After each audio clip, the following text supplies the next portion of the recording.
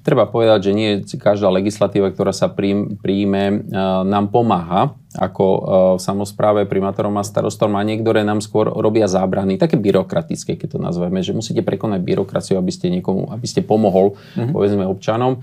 A presne to sa stalo v novembri 2023.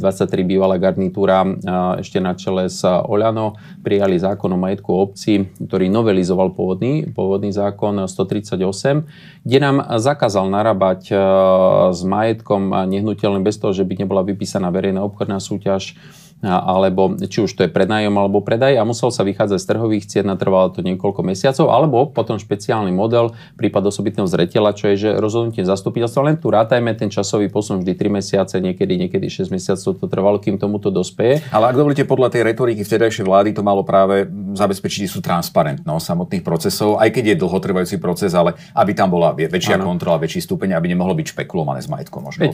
Bol to zlý argument? Prax ukázala, že je to absolútne nefunkčné a bolo to relevantné. Skôr tam bola taká nenávisť možno voči tej samospráve a všetko len kontrolovať a nedôverovať tým lídrom, ktorí sú. My musíme v prvom rade v štáte zmeniť dôveru.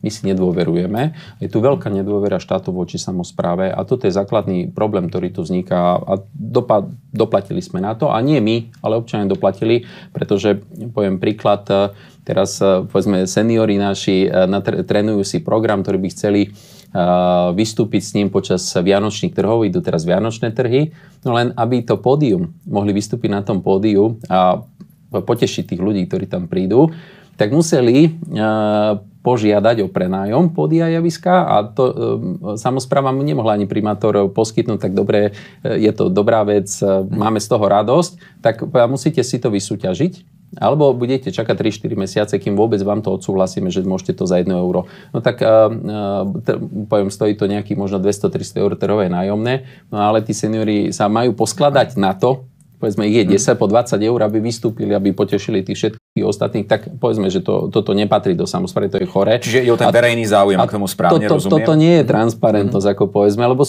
nie všetko viete predať, jednoducho sú veci, kde treba ísť v ústretí občanov a povedať, veď to je pre nás všetkých, áno. Základom priority tej zmeny, ktorý som predložil, zákon, je verejno-prospešný účel. Len za týmto účelom, za žiadnym iným. Ak je to za účelom nejakého obchodu, tak musí ísť klasicky, čiže musí ísť cez verejnú obchodnú súťaž. V tomto prípade napríklad som povedal príklad. Druhá vec, športové podujatia.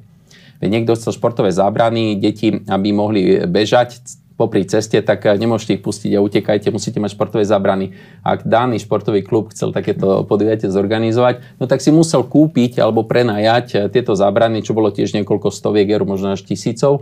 A množstvo týchto podujatí my v samospráve sme cítili, že sa zrušili alebo neboli organizované. A teraz si povedzme, je lepšie nerobiť a zakázať občanom byť iniciatívny alebo robiť športové podujatia a treba umožniť javisko vystúpenia